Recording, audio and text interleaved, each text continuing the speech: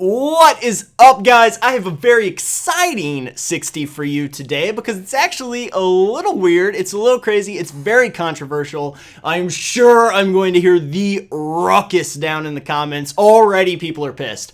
Already people are pissed. People are looking at the very first card and they're like, what? I'll feed you, baby birds. Now, very first, I've never had to do this before, but I am gonna put a little disclaimer on the label here.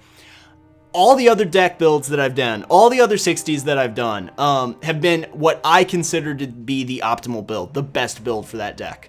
Obviously, that's subject to change, it's subject to playstyle, and I've always preached that on my channel. I mean, if you play a little bit differently, these decks are pretty lenient, and you can take them in a couple different directions a lot of the time.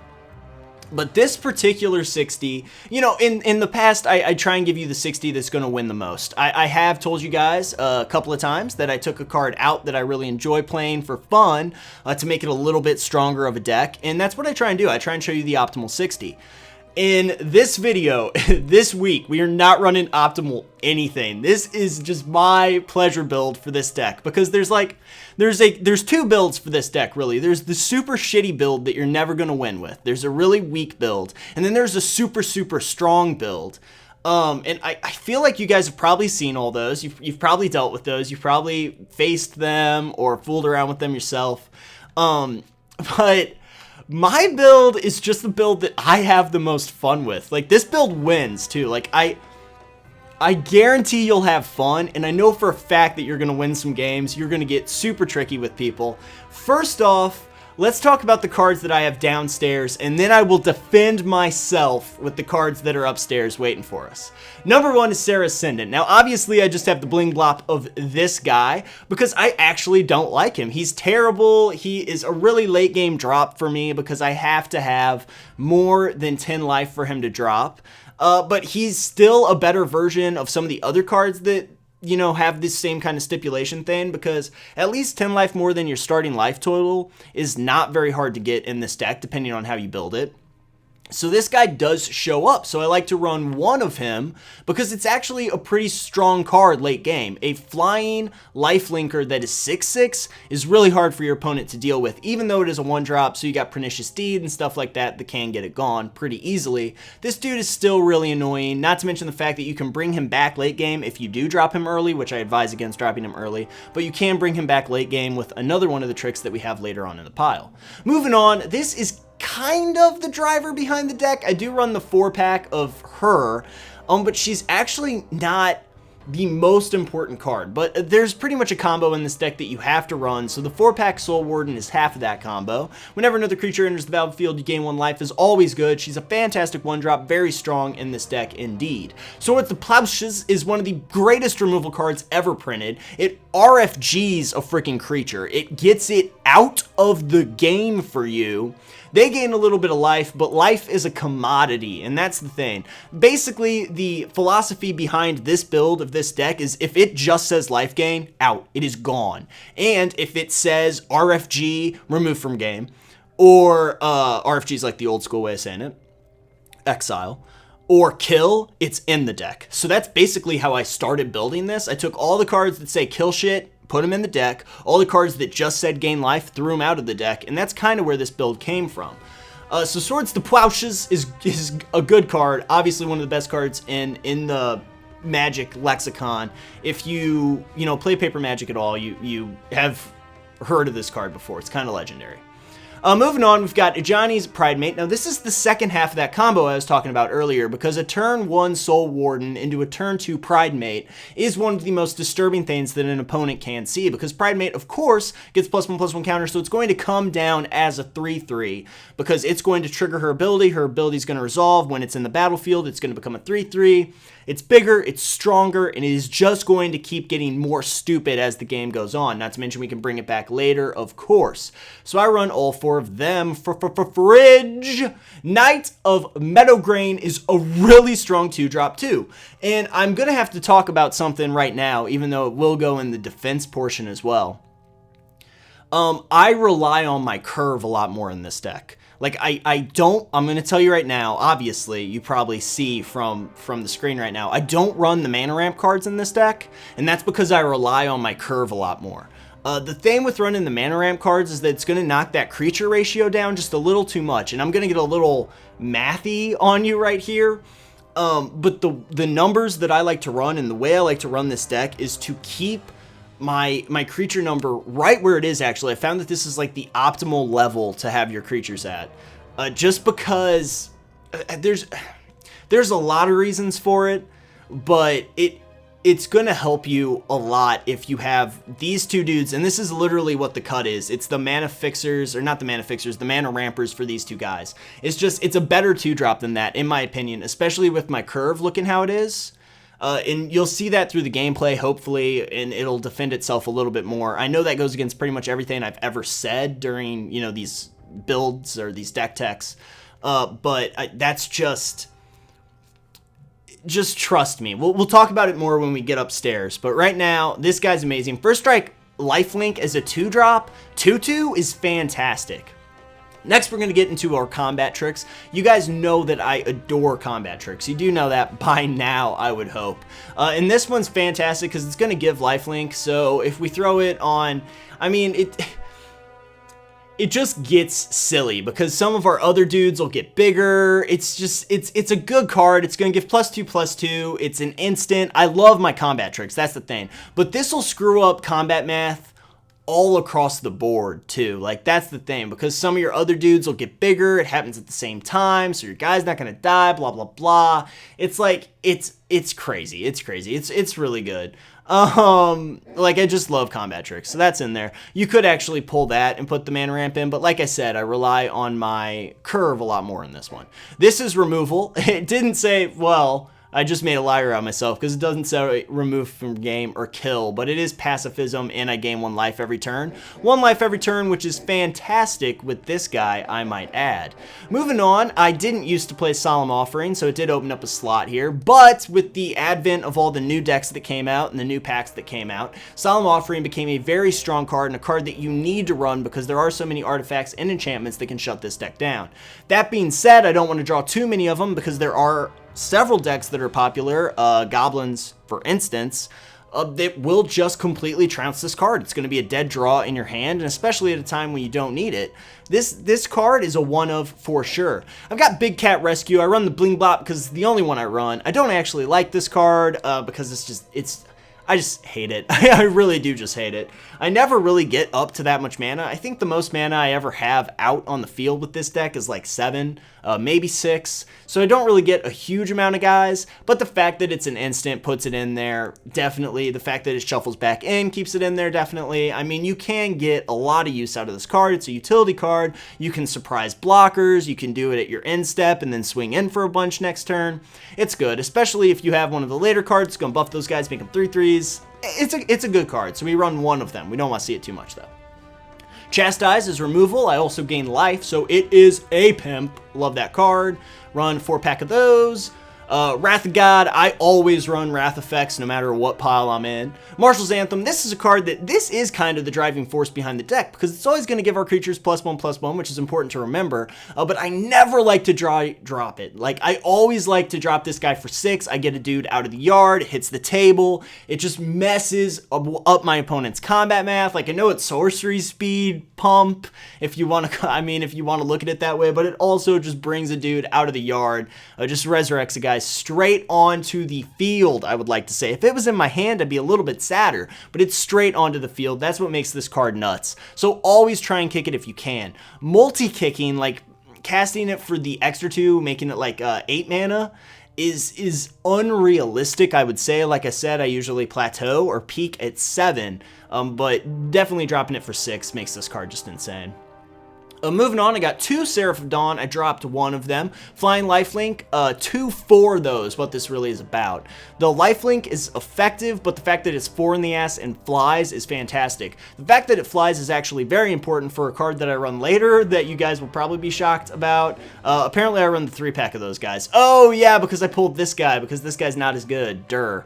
I could probably, like, honestly, you could probably pull this and throw in Collar if you wanted to, but like I said, the creature ratio right now is fantastic. So because if you have Collar and no creatures, you're going to be pretty hard up, and there's only 54 percent creatures in here.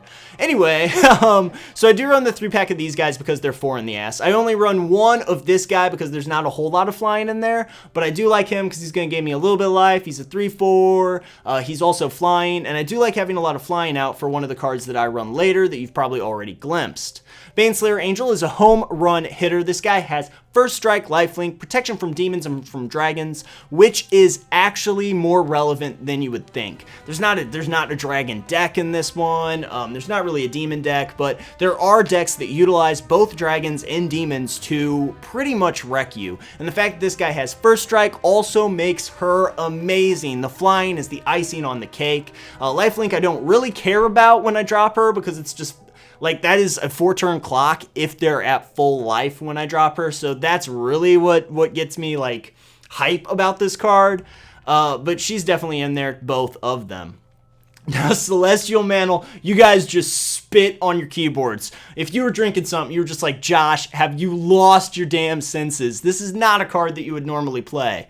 And I agree with you guys, except that if I have 6 mana open and they're tapped down with no blockers, or if I have 6 mana open and they're tapped down and I have flyers out, this card brings the ruckus. Like, this card ruins people, even if it goes off once. To me, this says deal 3 damage to your opponent, double your life total. Because that's the only time I play it. The only time I play it is if it literally reads sorcery, because I expect them to kill my character. I expect them to kill my creature immediately afterwards. So literally this says to me 6 mana, deal 3 damage to your opponent, double your life total, watch them cry, because they were going to have you killed next turn. So this is just, I love this card. Sometimes it sticks around, you get multiple hits in, not to mention the fact that you can play it on like a weaker creature that you have. So if you've had like Pridemate out there since turn 2, just getting those counters on it, you swing with that guy, but you also throw this on somebody else, and now they're like, well, who do I block? I obviously have to block this other dude, and I take the 10 damage from Pridemate. Not to mention the fact that if you put that on a first striker, then that lifelink damage is going to go off first, Pridemate's going to get bigger, and you are just going to crush people's faces. It is insane. It is an amazing card. I love it. I want 8 of them. That's not true. I only run 1. This dude's a win con for the deck. You have to run him. I hate him. I'd almost rather just take him out, to be honest, but I mean, boom, boom. I mean, it doesn't happen all the time. At the very least, this dude's Vigilance with 6 in the ass, which is really the only reason I run him. But he's also a win con, so he's in there. It's like if you take this dude out, it's taking Panoptic Mirror out of the blue deck. You're just like, why would you do that? You know what I mean? They're not as good. I'm not saying they're as good. I'm saying in this format, you just keep this in. It's like, it's in auto ad almost. Then I got Pelta. Pelta's got all these weird, like, fish, bird, crane things. I don't know what the hell those are. But this just shuts down the red guy. Like, the red guy's just like, aw, I'm sad. It also shuffles back in, so I get some reuse out of it. So that's pretty fun. Let's jump upstairs now. We're running through this. Let's jump upstairs, talk about some good cards that are out of this deck. Basilisk Collar is awesome. Like I said, though, I don't have, like, I know I have 54.3% creatures, but I don't have enough to make this card good. It makes everything a removal spell. I understand that, but a lot of times in this deck, excuse me, oh my god, edit that out. A lot of times in this deck, you're going to be at a point, I like how there's a fist on there. I don't remember, man, what set did this art originate from? Anyway, a lot of times you're going to kill the thing anyway, or because it's really only great on my 2/4s, because it's got the removal. I mean, it gives the lifelink too. If you put Basilisk Collar on any of your first strike guys, it is ridiculous. I mean, I understand all that. And it's super cheap too. It's not even like it has a high equip cost, but I don't have enough dudes. I do not have enough dudes. And you could easily say, oh, drop this, put Basilisk Collar in. But to be honest with you, this just makes your opponent way sadder than Basilisk Collar, because this works on absolutely anything that I have out on the field. If I put Basilisk Collar on somebody, they don't care. They just won't block him. I'll just get the extra damage through. This basically is lure. This is basically lure right here. Like, it's forcing all my opponent's creatures to block my dude. Like, I don't know. That's not what it does. I mean, you know, because they only have to block it once. But you understand my meaning. Basilisk Collar is more of a deterrent. This is more of a, you know, like, I don't know. This just, hopefully you guys will see. Hopefully you guys will see. Basilisk Collar is good. It's just not in the pile. This thing's bad. It says gain life. It's a 1/1. So this is the kind of card I'm talking about. If it says gain life, it's out of the pile. Elixir Immortality is just annoying. Nobody wants you doing that. Don't shuffle your shit back into your library. It's only good against mill, really. Like, that's the only time it's good. You're not going to shuffle your Woggon and find it again. No, you're running a hundo stack. Please don't do this. Please don't. Because then when you Wog, like when you Day of Judgment, and then you pop this, and then next turn you Day of Judgment, then I quit the game, like, for a solid week. Don't do that to me. Don't make me sad. So those are out. Glowmoth, gain life, don't care. Dupe, already talked about these guys staying upstairs. Gain life, do not care about it. Gain life, don't care. Doesn't have first strike. I've got a better dude that does the same thing. Plus, what the hell is that holding? What is that thing? What? Oh, it's a chick. I never noticed that before. It's got boobies. It's got them big kitty titties. Yes! Oh, best day of my life. Gain life, don't care. Gain life, don't care. Plus, it's like, I'm 2 for 1-ing myself, basically. Like, I'm like, hey, kill my dude. It can block now. Wish I had Basilisk Collar on it. No, out of here. Gain life, don't care, because it's a 2/1. Now, like I said, okay, so we're going to get a little bit more into this. I have full faith in my curve. I have full faith in my curve. I will get land screwed at some point this week. I will say that, because for some reason this deck does not draw lands consistently. Like, I will plateau at 3, but I will still win at 3 mana. I would like to point out that I still win at 3 mana, because I have enough to do until I get that 4th mana. I Wrath of God once, and then I lay all the cards that I was withholding. So we can get through this without Pearl Medallion. It opens up 2 slots. I don't have a spot in my 60 for this card. I love Mana Ramp. You guys know that.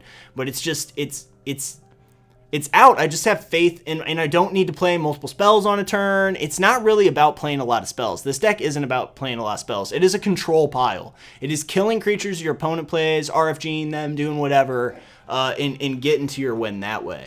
This dude, gain life, don't care. It is flying, though, so I guess. This is okay. Trample, lifelink. It costs 6, though. It costs 6 to make that good on your turn. Then they just Stomp Howler it, or they kill the creature, so you're constantly tapping 3 mana down to equip it to stuff, and they're constantly, like, Doomblading your dude, and you're like, oh, I'm so sad, or they're like, murder, and you're like, oh, I'm still sad. It makes everything a threat, obviously. I mean, arguments can be made for any of these cards, really, but I don't love him. This guy, like, never gets in. He never gets big. I ran him in Paper Magic. He was good in Limited, for the most part. There's not enough removal in Limited, but there were a lot of flyers back then, weren't there? I don't know. Anyway, this guy he doesn't do it, especially in this. Oh, it's raining. I hope you guys can't hear that. Solemn Offering, we already talked about. Big Cat Rescue, we already talked about. This dude gets me a land. I don't care about that. Like I said, I have faith in my curve. I have faith in the build in this one, really. Peace Strider, gain life, don't care. This dude gains me a ton of life. I don't care.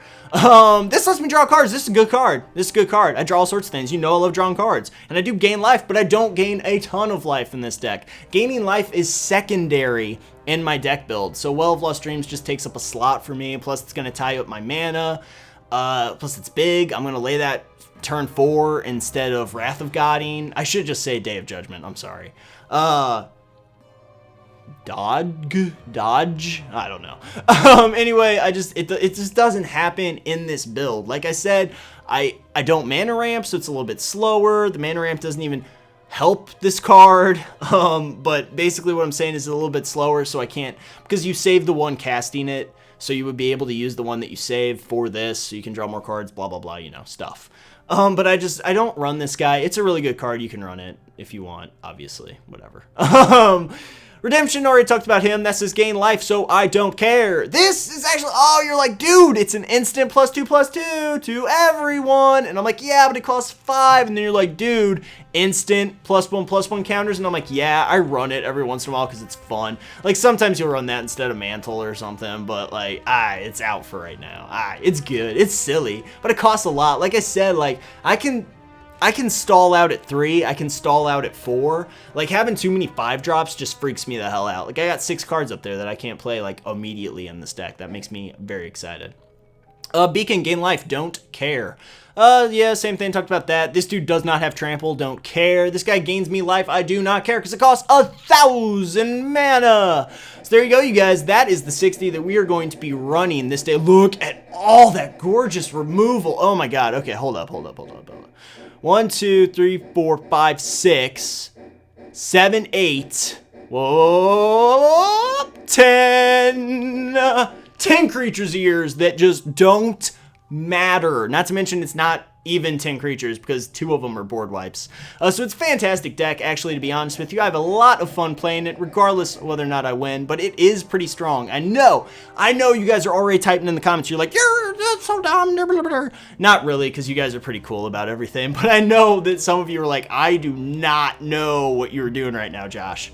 I swear, wait till tomorrow. Play the deck yourself, or wait till tomorrow, because it is a lot of fun. You're gonna see what I'm getting at with this one. It's a good time. I'm glad a couple of people suggested it, so it is definitely something that it was well worth the 99 cents. Let's put it that way. So we're gonna be getting into some sweet gameplay loving tomorrow. But for right now, I want to thank you guys for checking out you know, this video, my deck build for the life gain. It's pretty strong, I'm not gonna lie to you. It's a lot of fun. Anyway, I hope you guys enjoyed this video. Thanks a lot for watching. Thanks a lot for watching last week when I was plugging the awesome band Off Color. Their project reached their goal, exceeded their goal, so we're all really happy about that. Here at Technovolver Studios, all 3 of us are super excited. But thanks a lot, you guys. I really appreciate you letting me, you know, do that kind of stuff on my channel. You know, not getting all ruckusy and rowdy down in the comments about it. A lot of you were very supportive, and I appreciate that. Anyway, thanks a lot for watching, you guys. Once again, we will be getting into this gameplay come tomorrow morning. Maybe sooner than that. Who knows? Life's a mystery. But anyway, I will see you guys tomorrow. Thanks a lot. Hey there, guys. I know this made this video a little bit later than it should have been. It would have been up earlier, but I just wanted to express or extend my condolences and my sympathies to anyone affected by the tragedy today in Boston. I just wanted to let you guys know that if you need absolutely anything, you want to talk, or you just need to blow off some steam or vent or anything like that, please just go ahead and let me know if there's anything I can do to help. If anyone who was affected by the tragedy needs to talk, I am here. I know I might not be the first person that you'd think to turn to, but if you want to send me a message on Steam or just a private message on YouTube, I'll be sure to reply to you immediately. So regardless of your beliefs or what you hold dear, you know, my thoughts, prayers, whatever you guys need are with anyone affected. And even if you weren't in the area, if you're just emotionally affected or upset by this, please just feel free to contact me through one of the social media outlets that I have available, and I'll be more than happy to talk to you guys.